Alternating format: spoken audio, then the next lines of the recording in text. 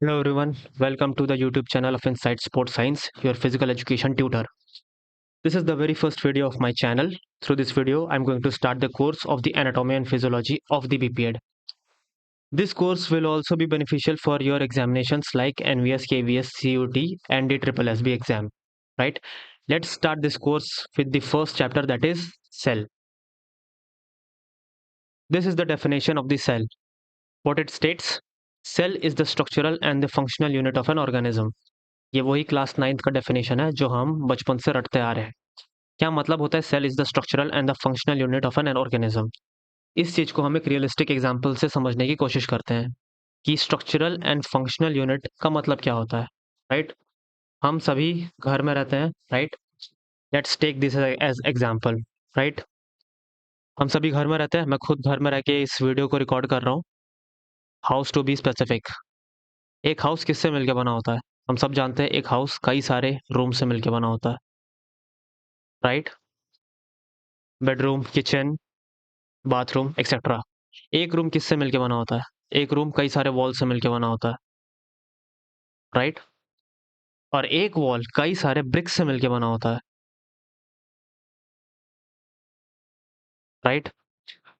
इससे आपको ये चीज समझ में आ रहा होगा कि जो ये जायंट हाउस है वो आफ्टर ऑल एक ब्रिक से ही मिलके बना है, right. When a single bricks और a lot of bricks when they join together they forms a wall. When at least 4 walls when they joins together they makes a room, and when 2 or more rooms when they joins together they makes a house. In the same chronological order our organism hierarchy works, right? So the basic unit, the structural and the functional unit of an organism is cell. This is how the hierarchy is. When a lot of cells when they joins together they form a tissue, and when a lot of tissue of different functionalities when they joins together they forms an organ. And when a lot of organs of different functionalities when they join together they forms an organ system. Yes. What actually is organ system जो हम आगे पढ़ने वाले हैं? Respiratory system, digestive system, circulatory system, energy system, ये कई सारे systems हैं जिसमें कई सारे organs of different functionalities work करते हैं, right. I am sorry for my hand writing, I am not that habituated to write in the pen tab, so this will take a bit of practice, right? Anyways, I hope you will cooperate with me. When a lot of organ system when they joins together they forms an organism, right? तो आखिरकार अगर आप एक organism को देखें, एक giant organism को जब हम देखते हैं तो आफ्टर ऑल वो एक सेल से ही मिलके बना होता है। एक ऑर्गेनिज्म के अंदर जितने भी प्रोसेस होते हैं, जितने भी बायोलॉजिकल प्रोसेस एक ऑर्गेनिज्म के अंदर होते हैं, वो कई सारे ऑर्गन सिस्टम्स में डिवाइड होते हैं। वो ऑर्गन सिस्टम कई सारे ऑर्गन्स में डिवाइडेड होते हैं, वो ऑर्गन्स कई सारे टिश्यूज में डिवाइडेड होते हैं और एक टिश्यू कई सारे सेल्स में डिवाइडेड होता है। तो जो भी प्रोसेस एक ऑर्गेनिज्म में चल रहे होते हैं वो आफ्टर ऑल वो एक सेल के अंदर चल रहे होते हैं। अलग अलग सेल एक स्पेसिफिक फंक्शंस को परफॉर्म करते हैं जिस वजह से एक पूरा ऑर्गेनिज्म रन करता है।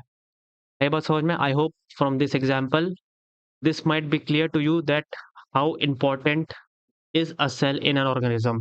This is what the definition states. Cell is the structural and the functional unit of an organism. इसका मतलब ये है कि जो पूरा स्ट्रक्चर एक ऑर्गेनिज्म का खड़ा हुआ है वो एक सेल की वजह से ही है, और जो फंक्शंस एक ऑर्गेनिज्म के अंदर परफॉर्म होते हैं वो भी एक सेल के अंदर ही परफॉर्म होते हैं।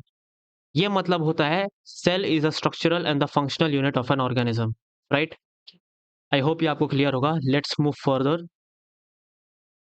Let's study something about the discovery of the cell. ये उतना ज़्यादा इम्पोर्टेंट नहीं है but still you need to know this. Robert Hooke ने सेल को डिस्कवर किया था 1665 में। कैसे डिस्कवर किया था? इन्होंने बार्क ऑफ द ट्री में, बार्क ऑफ द ट्री, इसमें इन्होंने सबसे पहले सेल को देखा था एक अपने इलेक्ट्रॉन माइक्रोस्कोप से। बट द प्रॉब्लम वाज इनको ये लगता था कि जो सेल होता है वो डेड होता है। But later on living hook ने डिस्कवर किया कि जो सेल होता है एक ऑर्गेनिज्म के अंदर वो लिविंग होता है और वो कई सारे फंक्शंस परफॉर्म करता है। ये लिविन हुक ने डिस्कवर किया था। cell in a pond water, free living cell in the pond water, right? Later on, Robert Hooke ने ये डिस्कवर किया कि सेल के अंदर एक न्यूक्लियस होता है जो पूरे सेल को कंट्रोल करता है। जैसे कि हमारा बॉडी है, ह्यूमन बॉडी, इसको कंट्रोल कौन कर रहा है? हमारा ब्रेन। जो सारे इन्फॉर्मेशन है वो हमारा ब्रेन प्रोवाइड करता है, जिसको जो आइडियाज होते हैं वो हमारे ब्रेन के होते हैं। उसी प्रकार से जो हमारा जो सेल होता है, सेल में एक न्यूक्लियस होता है, ये मास्टर होता है सेल का। सेल को सारे इंस्ट्रक्शंस, सारे ऑर्डर्स कौन देता है?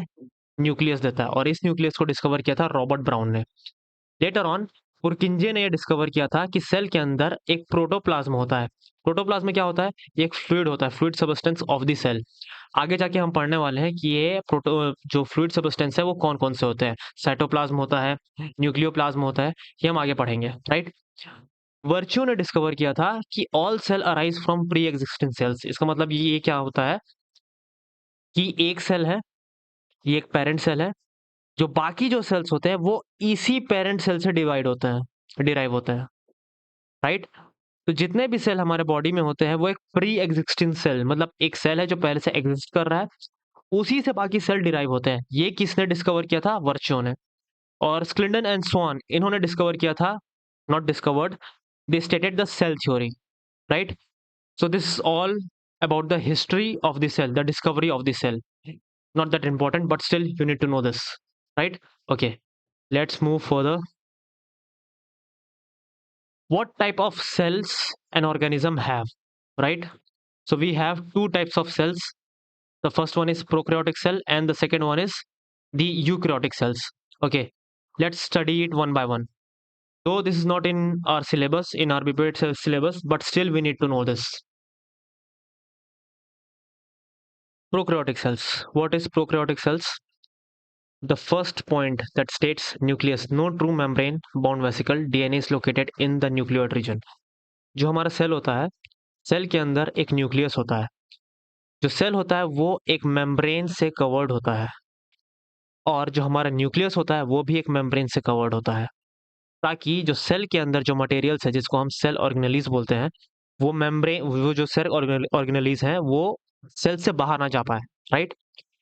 तो जो प्रोकैरियोटिक सेल्स होते हैं उसमें जो न्यूक्लियस होता है उसका मेम्ब्रेन ही नहीं होता है, जिस वजह से जो न्यूक्लियस के अंदर जितने भी मटेरियल्स होते हैं वो बहुत इरेगुलरली अरेंज्ड होते हैं, राइट? प्लस जो न्यूक्लियर के बाहर जो ऑर्गेनेलिज होते हैं उनके पास भी कोई मेम्ब्रेन नहीं होता, lack membrane bound organelles. Cell के अंदर कई सारे सेल ऑर्गेनेलिज होते हैं जो हम आगे पढ़ने वाले हैं। सेल ऑर्गेनेलिज क्या होता है वो मैं अभी आपको आगे बताने वाला हूँ। तो जो सेल ऑर्गेनेलिज होते हैं उनके पास भी अपने मेम्ब्रेन होते हैं, लेकिन प्रोकैरियोटिक सेल्स में सेल ऑर्गेनेलिज के पास भी अपने मेम्ब्रेन नहीं होते हैं। Third point, size, smaller and simpler. जो प्रोकैरियोटिक सेल्स होते हैं उनका साइज भी बहुत स्मॉल होता है और ये काफी सिंपल होते हैं। सिंपल इन द सेंस इनके पास जो फंक्शंस करने के लिए अलग अलग सेल ऑर्गेनेलिज प्रेजेंट नहीं होते हैं। जो सिंगल सेल होता है वही कई सारे फंक्शंस को परफॉर्म करता है। एग्जाम्पल्स, ऑर्गेनाइजेशन जो होता है यूनिसेलुलर, मतलब दो टाइप के ऑर्गेनिज्म होते हैं। The first one is unicellular and the second one is multicellular. Unicellular क्या होता है? ये वो ऑर्गेनिज्म जिनके पास सिर्फ एक सेल होता है और सारे फंक्शंस उनका सिर्फ एक ही सेल परफॉर्म करता है। और मल्टी सेलुलर ऑर्गेनिजम्स वो होते हैं जिनके पास अलग अलग काम को परफॉर्म करने के लिए अलग अलग सेल्स होते हैं, राइट? प्रोकैरियोटिक सेल्स सिर्फ और सिर्फ यूनिसेलुलर ऑर्गेनिज्म में ही पाया जाता है, मल्टी सेलुलर ऑर्गेनिज्म में प्रोकैरियोटिक सेल्स पाए नहीं जाते। Examples, bacteria, archaea. ये एक बहुत ही सिंपल टाइप का सेल होता है जिसमें मेम्ब्रेन बाउंड वेसिकल्स नहीं होते और इनका फंक्शंस भी कुछ खास नहीं होता है, right? Let's move further. Eukaryotic cells, क्या डिफरेंस होता है यूकैरियोटिक सेल्स और प्रोकैरियोटिक सेल्स में? The basic difference is the same, membrane. Eukaryotic cells का जो न्यूक्लियस होता है उनके पास एक स्पेसिफिक न्यूक्लियर मेम्ब्रेन होता है, जो न्यूक्लियस के अंदर के जो कंटेंट होता है उनको सिस्टमैटिकली अरेंज्ड करके रखता है। सेकेंड, यूकैरियोटिक सेल्स के अंदर जो सेल ऑर्गेनेलिज होते हैं इनके पास भी सेल मेम्ब्रेन होता है, not cell membrane, that is membrane. इनके पास जितने भी सेल ऑर्गेनेलिज होते हैं जो डिफरेंट डिफरेंट फंक्शंस प्रोवाइड करते हैं, परफॉर्म करते हैं, उन सारे सेल ऑर्गेनेलिज के पास भी आउटर मेम्ब्रेन प्रेजेंट होता है, राइट? इनका जो साइज होता है वो जनरली लार्ज होता है और एक कॉम्प्लेक्स होता है। कॉम्प्लेक्स होता है इसका मतलब क्या होता है? जो यूकैरियोटिक सेल्स होते हैं, इसके अंदर जितने भी फंक्शंस होते हैं, इसको परफॉर्म करने के लिए अलग-अलग सेल ऑर्गेनेल्स प्रेजेंट होते हैं। सेल ऑर्गेनेल्स क्या होता है, ये आगे मैं आपको डिटेल में बताने वाला हूँ। ऑर्गेनाइजेशन ये यूनिसेलुलर ऑर्गेनिज्म में भी होता है और एक मल्टी सेलुलर ऑर्गेनिज्म में भी पाए जाते हैं। ये पाए जाते हैं एनिमल्स में, प्लांट्स में, फंगी में और प्रोटिस्टा में, right? The next topic is cell organelles. What actually is cell organelles? Let's take an example. Let's say आप सभी किसी ना किसी कॉलेज या यूनिवर्सिटीज में पढ़ते ही होंगे, राइट? एक यूनिवर्सिटी में कई सारे काम होते हैं, कई सारे फंक्शंस एक यूनिवर्सिटी को परफॉर्म करना पड़ता है, राइट? तो उस फंक्शंस को परफॉर्म करने के लिए यूनिवर्सिटीज के पास कई सारे डिपार्टमेंट्स होते हैं। ये हो गया हमारा यूनिवर्सिटी, और इस यूनिवर्सिटीज के पास कई सारे फंक्शंस को परफॉर्म करने के लिए अलग-अलग डिपार्टमेंट्स होते हैं, right? What are these departments? University को एग्जाम कंडक्ट करना होता है। उस एग्जाम को कंडक्ट करने के लिए यूनिवर्सिटी के पास एक सेपरेट एग्जाम डिपार्टमेंट होता है, राइट? यूनिवर्सिटीज को कई सारे स्टूडेंट से फीस लेना होता है और उन फीस को सही जगह इन्वेस्ट करना होता है। प्रोफेसर्स को सैलरी भी देनी होती है। इस चीज को मेंटेन करने के लिए यूनिवर्सिटी के पास एक अलग से एडमिनिस्ट्रेटिव डिपार्टमेंट भी होता है, एडमिनिस्ट्रेटिव हॉल, राइट? यूनिवर्सिटीज को अपना डेकोरम भी मेंटेन करके रखना पड़ता है। इस वजह से कई सारे सिक्योरिटी गार्ड्स और कई सारी पॉलिसीज यूनिवर्सिटी फॉलो करती है, जिसको हम एसओपीज बोलते हैं, राइट? इनको मेंटेन करने के लिए यूनिवर्सिटी के पास एक अलग डिपार्टमेंट होता है, राइट? यूनिवर्सिटीज के पास यूनिवर्सिटी को सिक्योरिटी पे भी ध्यान देना है, ताकि कोई भी अनऑथोराइज्ड पर्सन यूनिवर्सिटी के अंदर ना घुस पाए, इसलिए यूनिवर्सिटीज के पास अपने गार्ड्स भी होते हैं। तो ये यूनिवर्सिटी के प्रोटेक्शन को ध्यान में रखते हैं। तो कई सारे फंक्शंस एक यूनिवर्सिटी के पास होते हैं, और उस फंक्शंस को परफॉर्म करने के लिए यूनिवर्सिटीज के पास अलग-अलग डिपार्टमेंट्स होते हैं, राइट? सेम इसी तरह सेल के पास भी कई सारे फंक्शंस होते हैं, और उस फंक्शंस को परफॉर्म करने के लिए सेल के पास कई सारे सेल ऑर्गेनेलीज होते हैं। तो हम ये समझ सकते हैं कि cell organelles are just like the departments of the university, and the entire department can be compared to the cell, right? So what are these cell organelles? The first one is cell membrane or plasma membrane. The second one is the nucleus, Golgi apparatus, lysosome, mitochondria, endoplasmic reticulum, which is further divided into rough endoplasmic reticulum and smooth endoplasmic reticulum. I know ये थोड़ा सा complex sound जरूर कर रहा है, but इनके functions काफी simple है, इनको समझना काफी सिंपल है। Okay, let's move further. हम देखते हैं what is the plasma membrane और the cell membrane, right? Let's take another example to understand what is the plasma membrane. Let's take the another example, the same example, the university. आप सभी किसी ना किसी university या college या school में पढ़ते ही होंगे, राइट? इस यूनिवर्सिटी के बाहर एक बाउंड्री वॉल होता है, राइट? ये बाउंड्री वॉल करता क्या है? ये बाउंड्री वॉल प्रोटेक्ट करता है यूनिवर्सिटी को। कैसे? ये प्रोहिबिट करता है कोई भी अनऑथोराइज्ड पर्सन इसको यूनिवर्सिटी के अंदर आने से ये प्रोहिबिट करता है। ये अलाउ नहीं करता कोई भी अनऑथोराइज्ड पर्सन यूनिवर्सिटी के अंदर आए। तो क्या इसका मतलब ये है कि ये जो जो बाउंड्री वॉल है यूनिवर्सिटी की, क्या ये सभी को प्रोहिबिट करता है? क्या कोई भी नहीं आ सकता यूनिवर्सिटी के अंदर? ऐसा तो नहीं है। जाहिर सी बात है, यूनिवर्सिटी में स्टूडेंट्स तो आएंगे ही, यूनिवर्सिटी के प्रोफेसर तो आएंगे ही, यूनिवर्सिटी के बाकी एडमिनिस्ट्रेटिव स्टाफ भी आएंगे। तो यूनिवर्सिटी का जो गेट होता है, यूनिवर्सिटी में कई सारे गेट्स होते हैं। यहाँ पे एक गेट हो गया, यहाँ पे हो गया, एटलीस्ट 2 गेट्स तो यूनिवर्सिटीज में होते ही हैं। ये करते क्या है, ये जो ऑथोराइज्ड पर्सन होता है, ये इनको अलाउ करता है कि ये यूनिवर्सिटी के बाउंड्री वॉल से पास हो गए, यूनिवर्सिटी के अंदर घुस जाए। इसी प्रकार हमारा सेल मेम्ब्रेन काम करता है। हमारा जो सेल मेम्ब्रेन होता है, उसको हम बोलते हैं सेमी परमिएबल। परमिएबल इसका मतलब क्या होता है? सेमी परमिएबल का मतलब क्या होता है? हमारा जो सेल मेम्ब्रेन होता है, वो किसी भी हार्मफुल एलिमेंट को सेल के अंदर आने से रोकता है। इसका मतलब ये नहीं है कि हमारा जो सेल मेम्ब्रेन होता है या प्लाज्मा मेम्ब्रेन होता है, वो सबको प्रोहिबिट करता है। नहीं, वो सबको प्रोहिबिट नहीं करता। वो सिर्फ और सिर्फ हार्मफुल जो टॉक्सिक एलिमेंट होता है, वो सिर्फ उन्हीं को प्रोहिबिट करता है कि वो सेल के अंदर आए।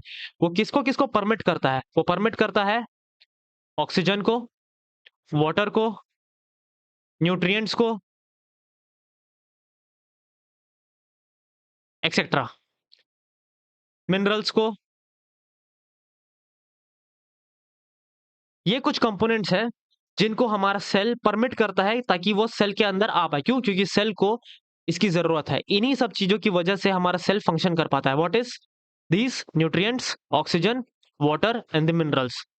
क्या सेल ये भी अलाउ करता है कि सेल के अंदर से कोई मटेरियल बाहर जाए? यस, सेल अलाउ करता है ये। सेल क्या क्या अलाउ करता है जिस जो सेल से बाहर जाए? The first one is carbon dioxide.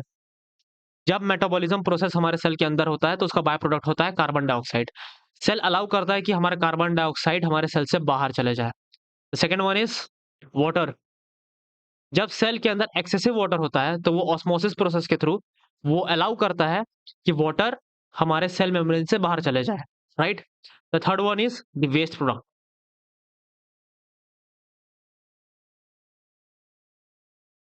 What ever the waste product that cell produces, हमारा सेल मेम्ब्रेन अलाउ करता है कि ये वेस्ट प्रोडक्ट हमारे सेल से बाहर चले जाए, राइट?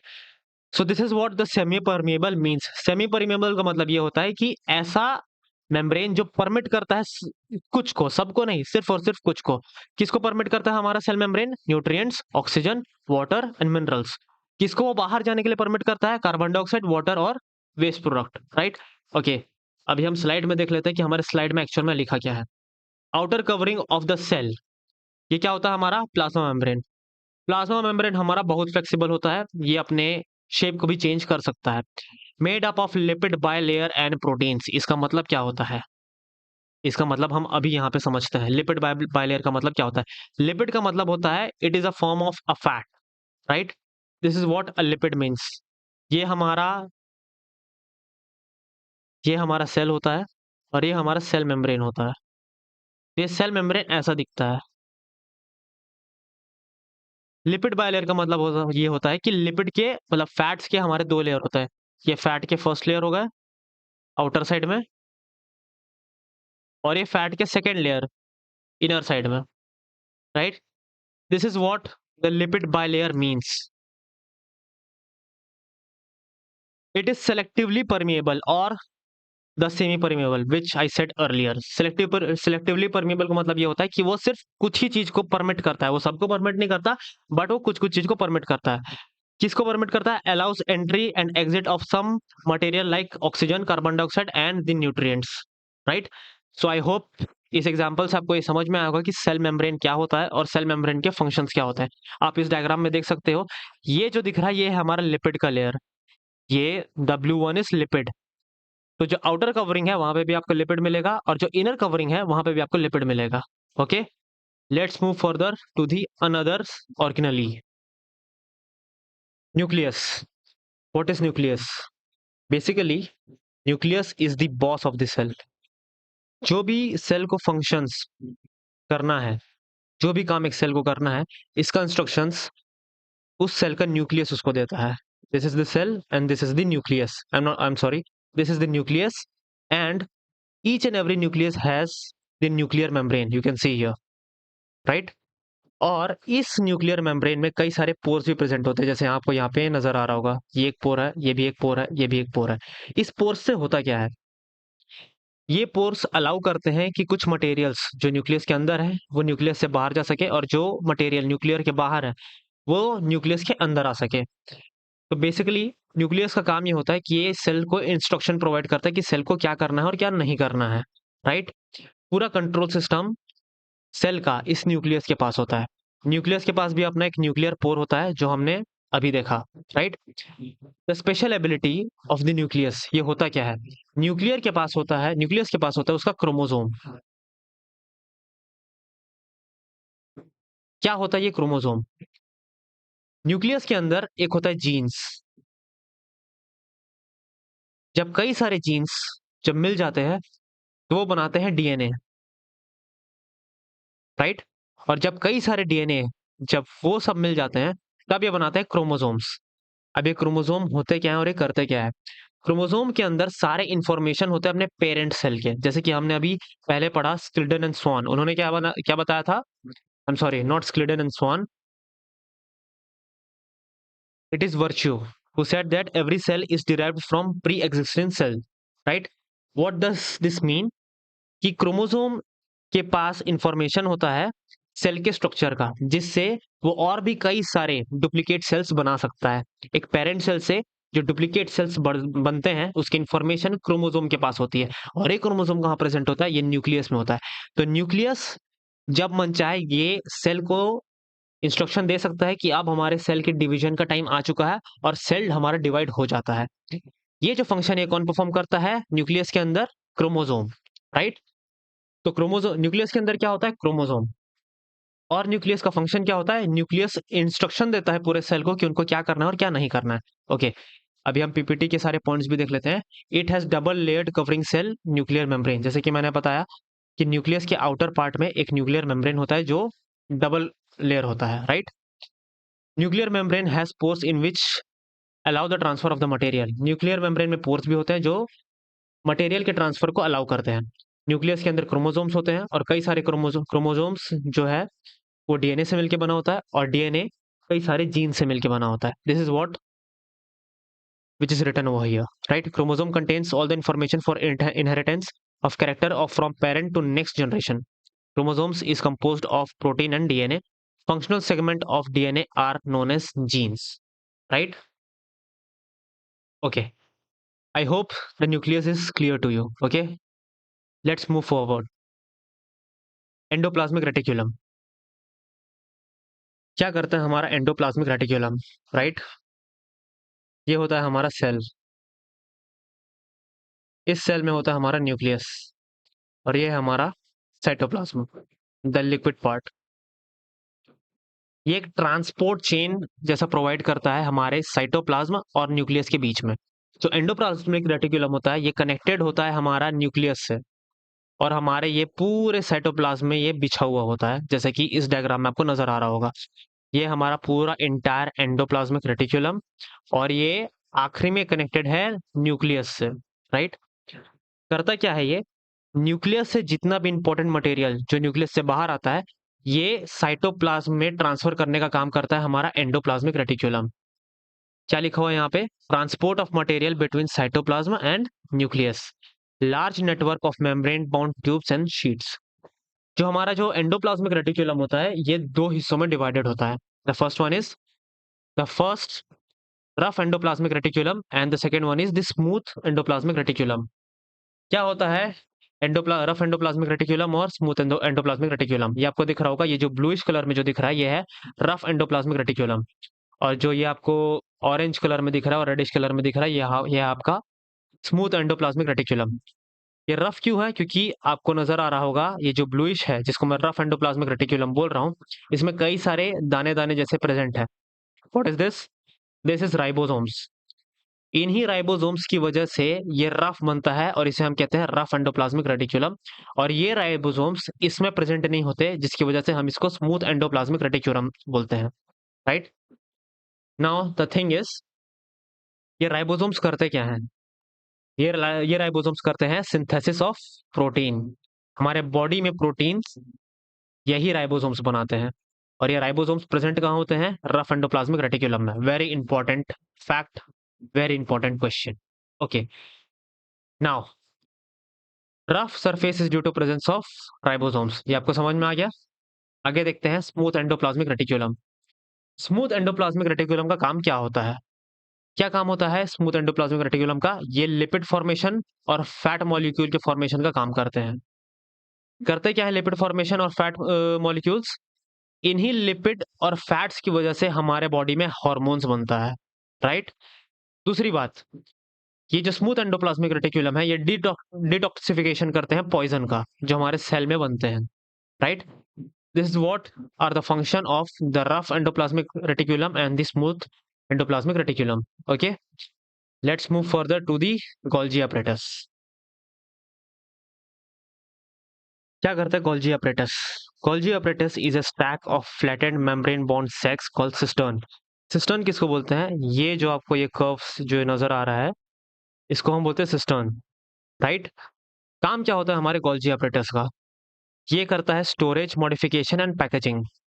क्या काम करता है, जो हमारे जितने भी इंपॉर्टेंट न्यूट्रिएंट्स होते हैं, जितने भी एंजाइम्स होते हैं, ये उनको स्टोर करके रखता है, और जहां जिसकी जरूरत होती है वहां पे पहुंचाता है, और ये उसको मॉडिफाई भी करके रखता है। जैसे कि जो हमारे कॉम्प्लेक्स शुगर है ये उसको सिंपलर शुगर में कन्वर्ट करके रखता है। जो तीसरा फंक्शन होता है हमारे गोल्जी अपरेटस का वो ये होता है फॉर्मेशन ऑफ लाइसोसोम्स। लाइसोसोम्स क्या होते हैं ये हम आगे पढ़ने वाले हैं। लाइसोसोम्स का जो बॉडी होता है, ये जो बॉडी होता है लाइसोसोम, इसको हमारा गोल्जी अपरेटस ही बनाता है, राइट। और इसके अंदर जो एंजाइम्स होते हैं लाइसोसोम के, ये मैं आगे बताने वाला हूँ, राइट। व्हाट इज लाइसोसोम, ये हम आगे जाके पढ़ने वाले हैं। आई होप गोल्जी अपरेटस क्या होता है ये आपको समझ में आ गया होगा। The basic function of Golgi apparatus is storage, modification and packaging. वो स्टोरेज करता है, मॉडिफाई करता है और चीजों को पैक करके रखता है, right. Let's move forward. Lysosome, this is what a lysosome is. जो लाइसोसोम की जो बॉडी है, ये गोल्जी अपरेटस बनाती है, राइट। करता क्या है लाइसोसोम, ये हमने क्लास 9 से पढ़ा हुआ है। Lysosomes are suicide bags of the cell, digest their own cell. क्या मतलब हुआ, अगर लाइसोसोम को ऐसा लगता है कि सेल में कोई भी चीज ढंग से परफॉर्म नहीं कर रही है, कोई भी सेल ऑर्गेनली ढंग से परफॉर्म नहीं कर रहा है और इसकी वजह से वो सेल के बाकी फंक्शनिंग को डिस्टर्ब कर सकता है, तो लाइसोसोम अपने अंदर से डाइजेस्टिव एंजाइम को रिलीज करता है और उस एंजाइम को, आई एम सॉरी, उस सेल ऑर्गेनली को वो वहीं पे डिस्ट्रॉय कर देता है। अगर लाइसोसोम को ऐसा लगता है कि जो पूरा का पूरा सेल है वो ही ढंग से फंक्शन नहीं कर रहा है, तो वो इंटायर सेल को डाइजेस्ट कर सकता है, राइट। अभी इसको यहाँ पे पढ़ लेते हैं। Lysosomes are membrane bound sac filled with digestive enzymes, right. Lysosome एक बॉडी होता है, मेम्ब्रेन बाउंड सैक्स होते हैं, मतलब लाइसोसोम के बाहर भी एक मेम्ब्रेन होती है जिसके अंदर डाइजेस्टिव एंजाइम्स होते हैं। नाउ द ट्विस्ट इज, ये डाइजेस्टिव एंजाइम्स को कौन बनाता है, डाइजेस्टिव एंजाइम को बनाता है हमारा rough endoplasmic reticulum. This you need to remember. Lysosome की बॉडी बनाती है हमारी गोल्जी अपरेटस और लाइसोसोम के अंदर जो डाइजेस्टिव एंजाइम्स होते हैं इसको बनाता है हमारा रफ एंडोप्लाज्मिक रेटिकुलम। इसको हम बोलते हैं सुसाइडल बैग और ये हमारा सेल को क्लीन रखने के काम आता है, right. Okay, I hope this is clear to you. Let's move further. Mitochondria, it is my favourite and I think it might be your favourite too. क्या फंक्शन होता है माइटोकॉन्ड्रिया का, हम क्लास 9 से हम ये पढ़ते आ रहे हैं कि it is the power house of the cell. क्यों हम इसको power house of the cell बोलते हैं, इसको हम power house of the cell इसलिए बोलते हैं क्योंकि ये एटीपी जनरेट करता है। एटीपी क्या होता है, adenosine triphosphate. This looks like this is adenosine and this is 3 group of phosphate और यहीं से हमको एनर्जी मिलता है। ये एटीपी बहुत इंपॉर्टेंट है, ये बहुत कॉम्प्लेक्स है, हम आगे जाके एक्सरसाइज फिजियोलॉजी में हम इसके बारे में पढ़ने वाले हैं, राइट। जो माइटोकॉन्ड्रिया होती है उसमें भी 2 मेम्ब्रेन कवरिंग होती है। Energy released by mitochondria in the form of ATP. ATP is the energy currency of the cell. हमारे बॉडी में जितनी भी एनर्जी निकलती है वो एटीपी के फॉर्म में ही होती है और जितना भी फंक्शन होता है वो एटीपी के थ्रू ही होता है। और ये एटीपी कौन जनरेट करता है, mitochondria. That's why it is called the power house of the cell. I hope this is clear to you. Let's again move forward. Vacuoles, vacuoles, what is vacuoles, storage sac for solid and liquid content, right. क्या करता है vacuoles, vacuoles हमारे body में water, nutrients और waste product, water और nutrients, ये दो चीज को स्टोर करके रखता है। कैसे स्टोर करके रखता है, एंडोसाइटोसिस से। क्या मतलब होता है एंडोसाइटोसिस का, एंडोसाइटोसिस का मतलब ये होता है कि सेल के अंदर जो वाटर एंड न्यूट्रिएंट्स है वो इनगल्फ कर लेता है। This is vacuoles. और ये वैक्यूल्स, ये जो बाहर जो प्रेजेंट है हमारा वाटर एंड न्यूट्रिएंट्स, ये इसको अपने अंदर इनगल्फ कर लेता है, इसको बोलते हैं हम endocytosis. What is exocytosis, exocytosis का मतलब ये होता है कि इस वैक्यूल के अंदर जो वेस्ट मटेरियल है, ये जो वैक्यूल है इसके अंदर जितना भी वेस्ट मटेरियल है इसको ये अपने अपने से बाहर, सेल के बाहर जो ये छोड़ देता है, इसको हम बोलते हैं exocytosis, right.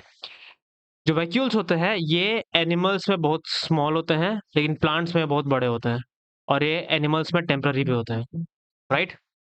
Okay, I hope this is vacuoles is very clear to you. this is the this is all for the cell. I hope that you understand this video. If you find it very useful to you, then please let me know in the comment section and please like, share and subscribe to my YouTube channel, and please let me know how my teaching skills is.